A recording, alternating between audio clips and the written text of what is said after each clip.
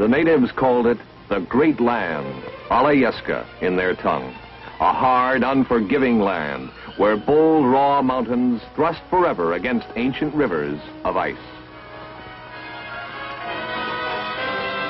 And yet, a land of paradox, for sprightly streams and luminous days animate the landscape and nourish a near-tropical greenery.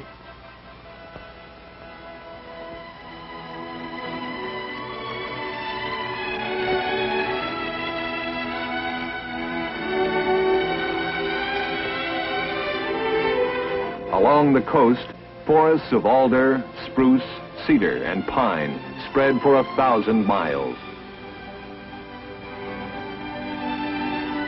Deep and green beyond the boundaries of imagination.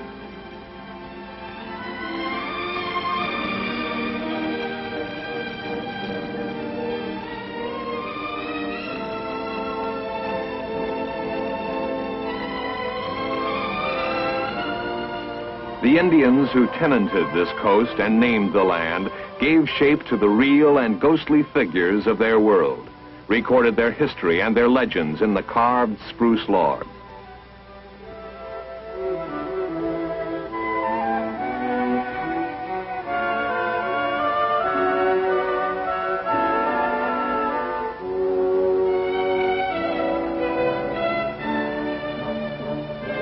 Among their lofty monuments, they left the carved record of the bearded Russians who drove them from the great land.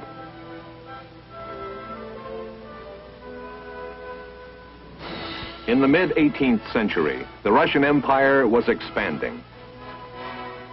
In 1741, their explorers claimed the great land in the name of Katerina Alexeyevna, widow of Peter the Great and Empress of all the Russians.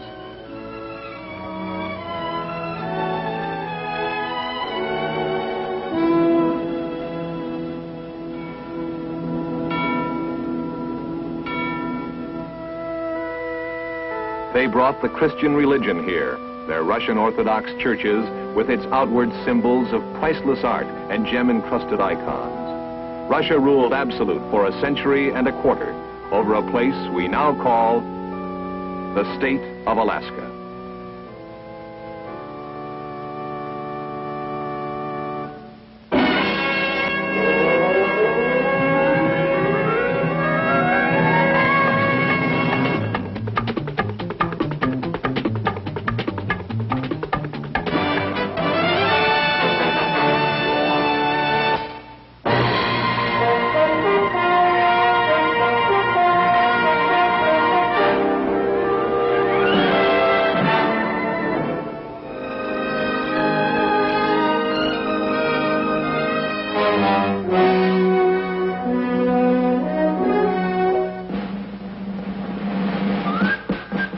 Reenactment of an historical event, October 18th, 1867.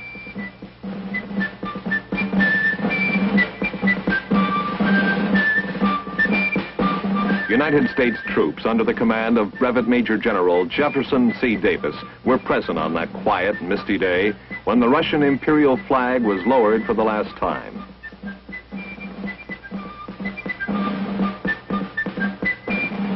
The ceremony took place at the chief city of the Russian colony, a place called New Archangel by them, and also Sitka after its Indian name. At 3:30 that afternoon, the territory sometimes known as Russian America was officially transferred to United States ownership.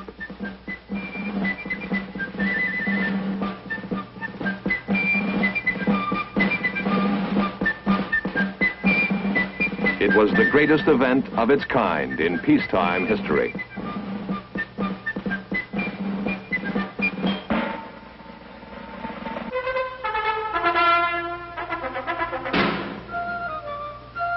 With the purchase of the Alaska Territory, the United States gained control of about 375 million acres at an average cost of less than 2 cents an acre.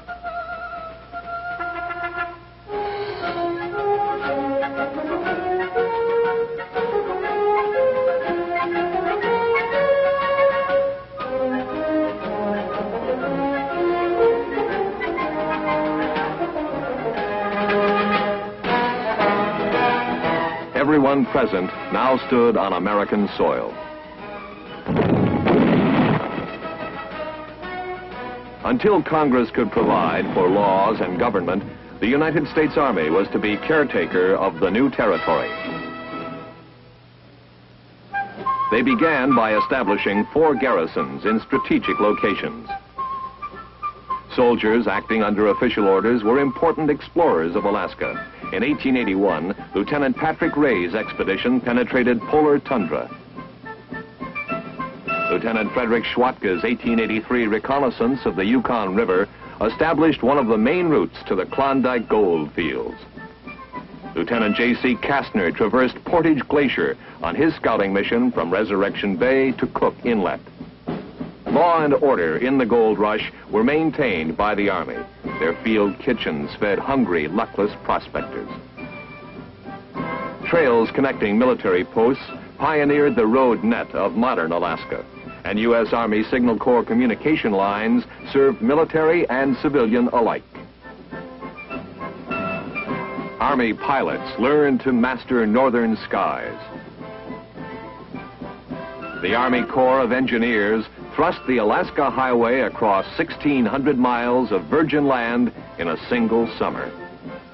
And when at last Alaska became a state, Army artillery boomed the good news. The state of Alaska is the size of a continent, big enough to blanket the Midwest from Canada to Arkansas, from Indiana to Colorado. This one state is twice as big as the original 13 colonies put together. On this centennial occasion, its cities and its citizens pause for a portrait before racing on in youthful anticipation of tomorrow.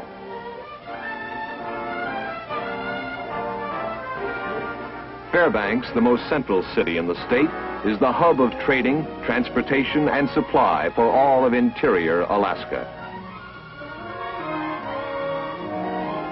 It's a welcome sight to Alaska highway travelers, the end to a road that began 1,523 miles ago at Dawson, British Columbia, Canada. In Fairbanks, the focal point of the Centennial, the city is ready to play host to some 300,000 visitors, prideful of its historic past. The gleam of yellow gold built Fairbanks, boomtown, warehouse, and supply center for the stampeding miners. Memories of those days are kept alive today.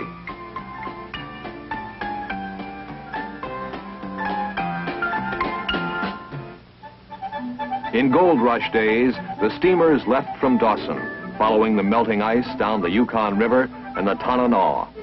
You can repeat parts of that unique adventure in Fairbanks today, although it's hard now to make a living panning for gold.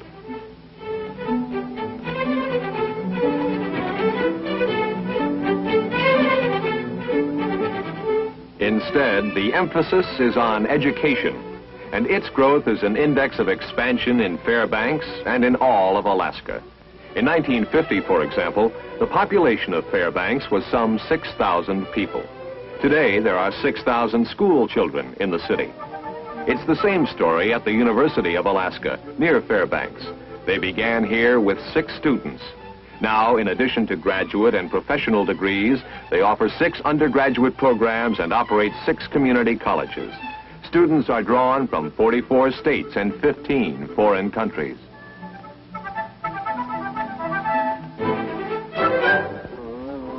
"400 miles from Fairbanks, near Anchorage, Alaska Methodist University is also on the move.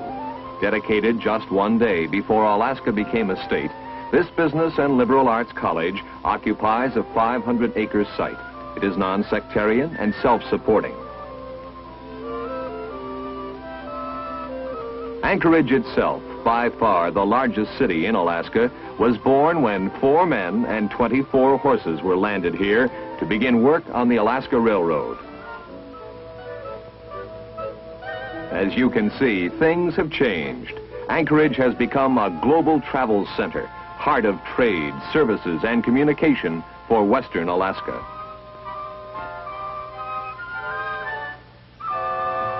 At sunset, the city skyline measures its shadow proudly against Cook Inlet, and its frame of mile-high mountains. Anchorage is a young city.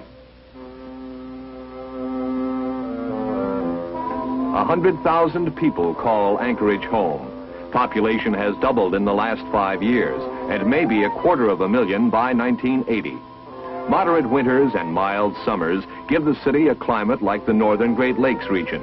And though it's as far west as Hawaii and as far north as Finland, Anchorage has more than one familiar household name.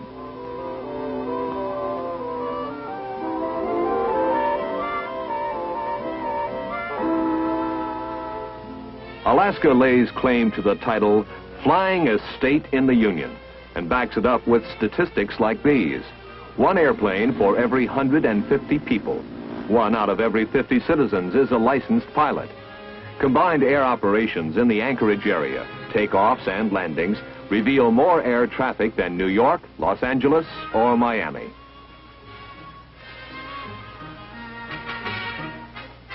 Nearby Lake Hood is home base to fully 1/5 of the world's seaplanes, the largest concentration of float planes in the world.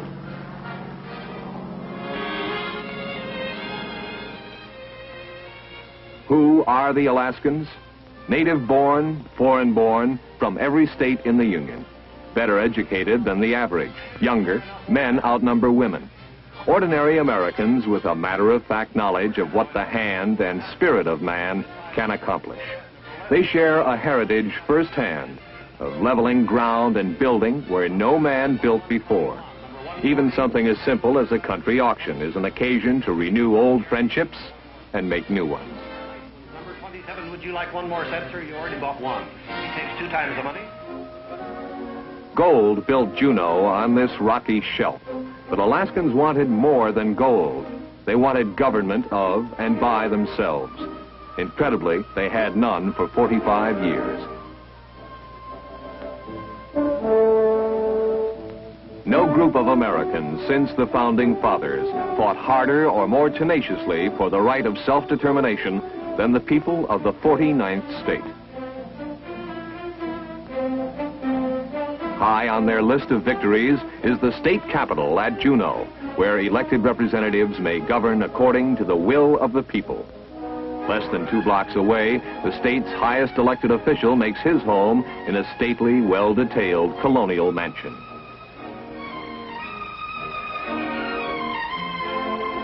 Those Alaskans who believed in the new land, pioneered it, and with the help of the U.S. Army, created a vast state from unknown wilderness, are honored here by this statue of Skagway Bill, overlooking the site of the original transfer in Sitka, once the capital city of Russian America. History was recorded in Sitka, and history is being made here today. Cooperating American and foreign interests have created a multi-million-dollar industry from the ample coastal forests.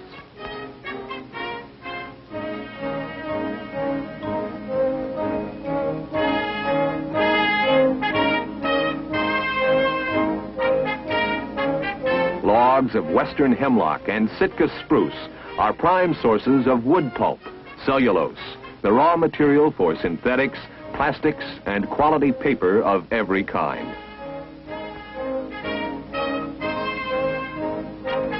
Forest industries are growing too in Ketchikan, Wrangell, and Whittier. Although many millions of feet may be cut without decreasing the supply of timber, regulations are in force to ensure Alaska the full benefits of its forests.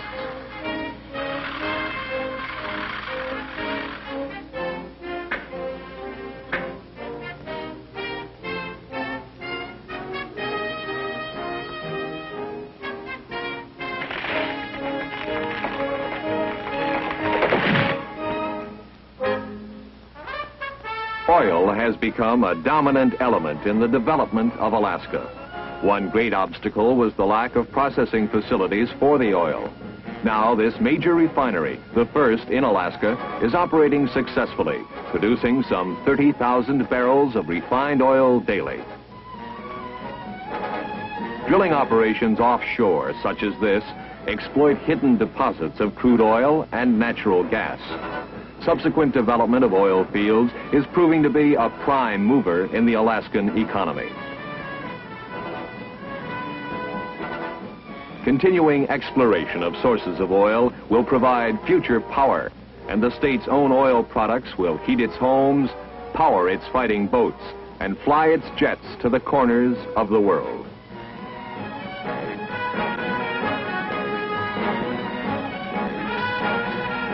Oil is the newest partner in the growth of the economy and the result of man's labors. But the sleek, graceful fur seal was, in a sense, a gift from the Creator. As it happens, the rocky shores of 5 small, mist-shrouded Alaskan islands, the Pribilofs, are the greatest fur farm in all the world. Here, the fur seals come ashore to bear their young on the rocks above tidewater.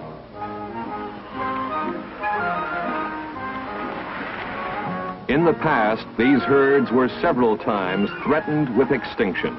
The story behind the restoration and development of the Alaska fur seal is a singular example of intelligent wildlife conservation and international cooperation.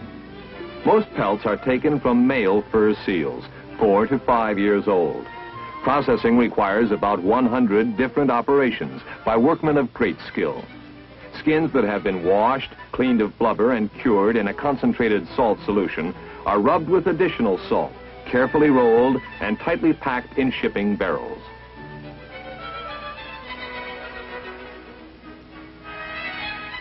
Under terms of the Alaska Statehood Act, 70% of the profit from the seal trade is returned to the state of Alaska. Finally, a fortune in furs, lined up in the street like so many kegs of nails, await shipment all over the world.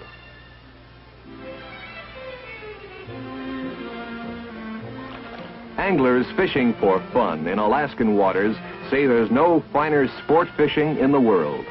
Your choice of game fish runs from the 6-inch Dolly Varden to the 60-pound king salmon. Remote streams and lakes offer spectacular catches. Fishing for profit, salmon, cod, halibut, herring has always been a staple of the Alaskan economy. The king crab industry is dramatic evidence of creative development in the state. Today, this delicious deep-water delicacy is enjoyed around the world. But only a few years ago, the king crab was unknown and unavailable outside the fishing community. But research, faith, and good business management have made it world famous. And as so often happens in Alaska, something exists where nothing had been. The king crab industry has created jobs and transformed seasonal work into full-time employment. Farming in Alaska?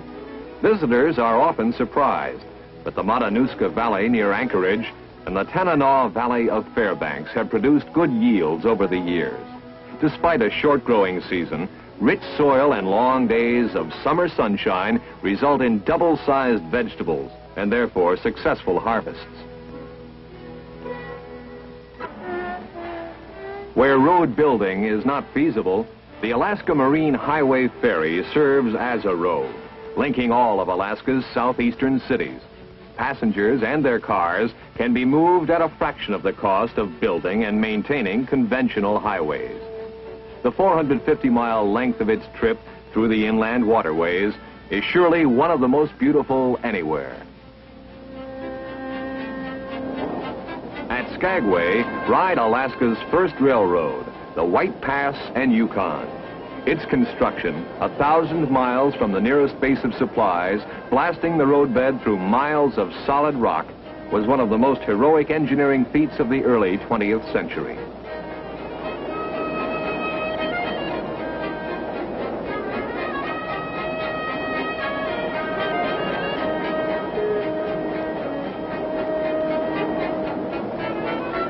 This railroad opening up the vast Yukon and the Alaska Railroad connecting the seaport cities of Seward and Whittier with Fairbanks and the interior of the state were essential to Alaska's development.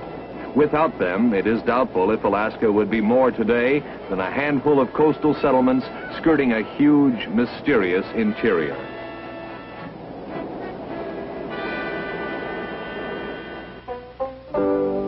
Everywhere, the present exists with the past. The explosive forces of growth that hurled Alaska from the gold rush to the space race denied the state its adolescence.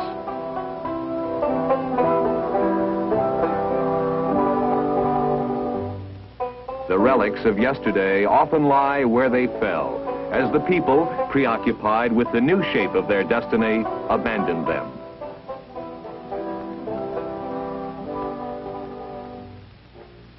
Along the fertile coast, huge logs awaited the knife of the Indian totem carver. The Eskimo of the treeless interior learned to liberate the hidden form from the fragment of ivory. The Eskimo is gifted with a vision of shape and color uniquely his, inherited down through the generations, along with unchallenged mastery of his brittle medium.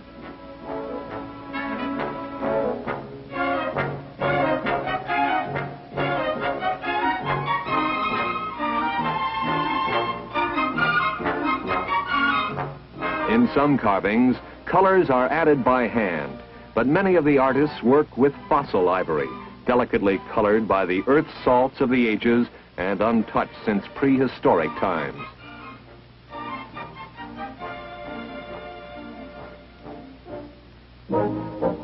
Ever since the Stars and Stripes were raised in Sitka, the United States Army has served in Alaska. Modern Alaska is presently host to 3 major installation commands. The first of these is Fort Richardson, the largest military installation in the state, headquarters for the United States Army in Alaska.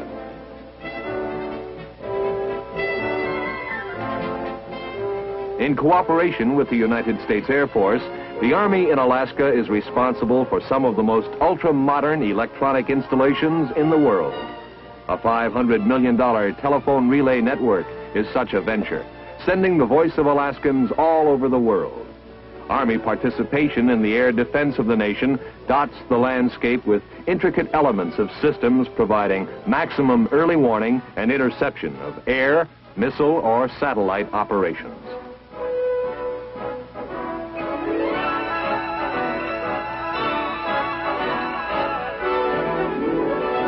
Just 1 mile from Fairbanks, the Army maintains its most northern post, Fort Wainwright. Winter this far north is a serious business, but the long, warm days of summer help make up for inconveniences of cold and dark. Alaska is often called the Gibraltar of the North because of its location as a strategic outpost of the United States. The Army, accordingly, in addition to participation in air defense missions, is constantly training and in readiness to defend Alaska under the most realistic conditions possible. At Fort Greely, this training and testing program is most evident.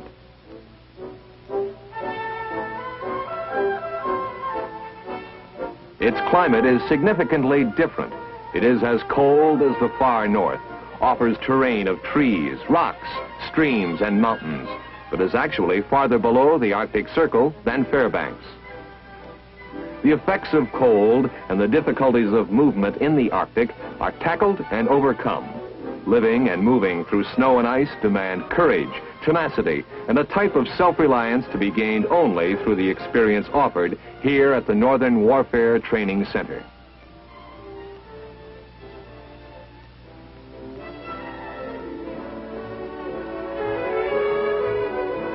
Summer training at the center begins in May, continues until the cold weather sets in again. Skis, ice axes, and snowshoes give way to the rope, piton, and snap link of the mountaineer.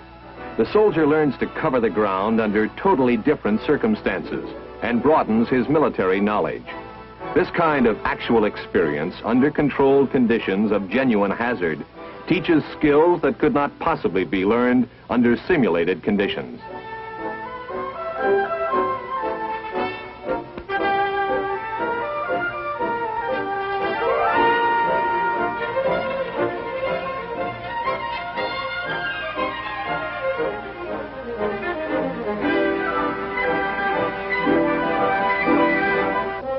Men who may have lived all their lives on flat terrain are introduced to the many climbing techniques until they can negotiate the steepest slope.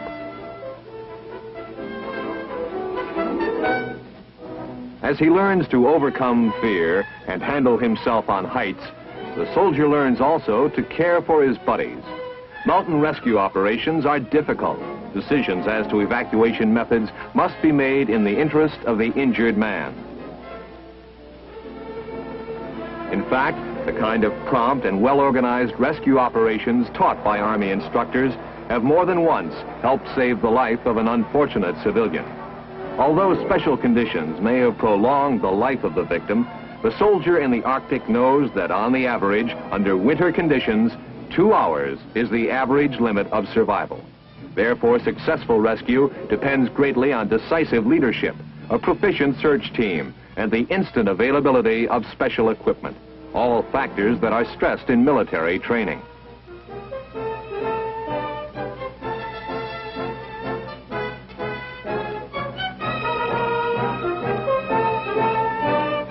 To some, the return of winter in northern Alaska may not be entirely welcome, but at the U.S. Army Test Center at Fort Greely, cold and snow are a necessary condition to their work. Their mission, put simply, is to test, to torment, to record the qualities of our Army's clothing, equipment, and weapons, to certify that they will do what they are intended to do under the worst conditions of climate. The Arctic Test Center exists to define and extend the limits of men and materiel under controlled conditions.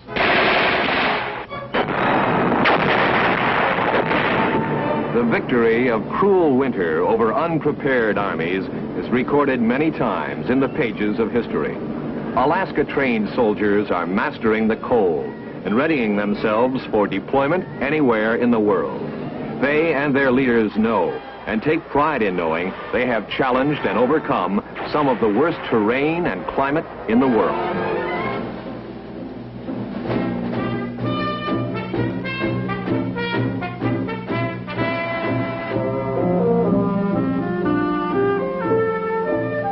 Only against the majestic backgrounds of the great land can human victories here be seen in their true size.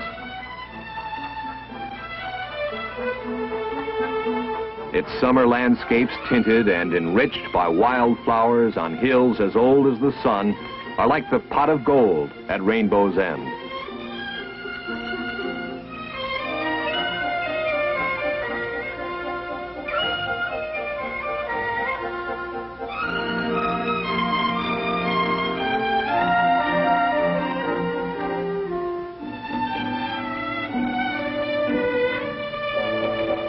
Its cities are fair, sure signs that the frontier has been thrust back, shaped in part by human hands and energies. And yet, raw nature persists to prove that mankind here has paved the way to his own success. No pioneer knew when he came here what he could do. No job awaited him. He and his kind made Alaska what it is, in spite of what it was. From the beginning, the United States Army and the people of Alaska have been working together. We are proud on the occasion of the Alaska Purchase Centennial to salute the state and its citizens, mindful of their past and hopeful for their future.